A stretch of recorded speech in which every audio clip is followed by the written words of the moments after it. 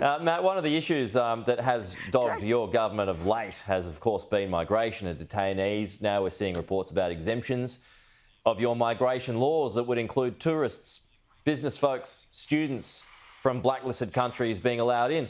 But if those exemptions are allowed, would that not mean that your policy is watertight or isn't watertight?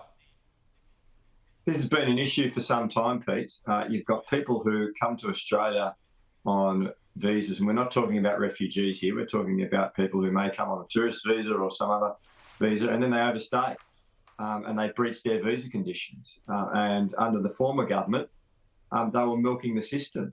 They couldn't be deported, and they'd end up costing taxpayers millions of dollars each year. And this government has said, well, enough's enough. We're going to fix that loophole in the system and make sure that the Migration Minister has the power and the discretion to force those people to comply with their visa conditions and leave the country. Now, we think that that is a reasonable step, that the government of Australia should have sovereignty over our borders and have the power to enforce that sovereignty. But unfortunately, the coalition sought to play politics with that last week and send it off to a Senate committee rather than putting it through the Senate. They voted for it in the House. They said they were going to support it. Having accountability, what a crazy concept. The Senate doing its job. What a crazy concept. This is how outrageous this government is, that they wanted to ram through these changes within 36 hours. Massive changes to our immigration laws within 36 hours.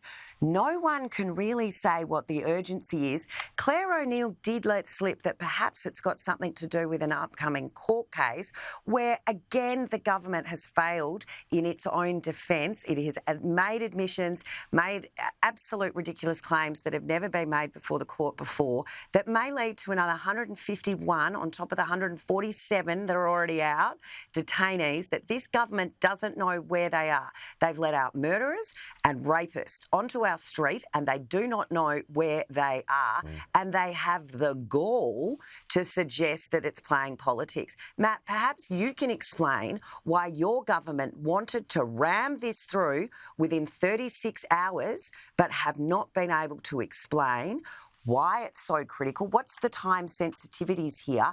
Why are they tinkering at the edges now? And why are you trying to circumvent the role that the Senate is there to play? That is what happens. It goes to a legislation committee. You guys have got the numbers in these anyway, but every piece of legislation goes to a Senate legislation committee, and you tried to circumvent that last week. Why? Matt, do you want to see? I can tell you what the urgency is. Do you want to see an emergency session of Parliament recalled pre-budget, Matt? Well, I'll tell you what the urgency is. The urgency is that for a decade, people were getting away with this. They were rorting the system and getting away with it under the previous government. So and the new government that is absolutely ridiculous. We're now looking at people. You are absolutely making this up. This is not working. No one believes Labor's just finish your point. tougher We're almost out of time. Talking over each other doesn't work with our viewers at home. But Matt, just finish off your point. Wholly quick response, and we'll have to go. Matt, just finish off your point there.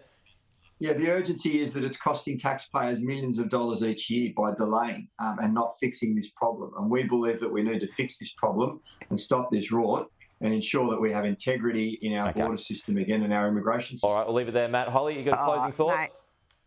No one believes Labor's tough on borders. That is just an absolute load of rubbish. And the best part is that Andrew Giles had the date still on the briefing papers and the draft ledge on the top of the document when he tried to brief the opposition within the 36 hours. He has been sitting on this, absolutely doing nothing about it. It is complete and utter fallacy, Matt. You are just either you're being lied to, the Australian people are. We will have to leave it there. But thank you both for appearing on this public holiday Monday morning. Good to have you with us. We'll see you again next week.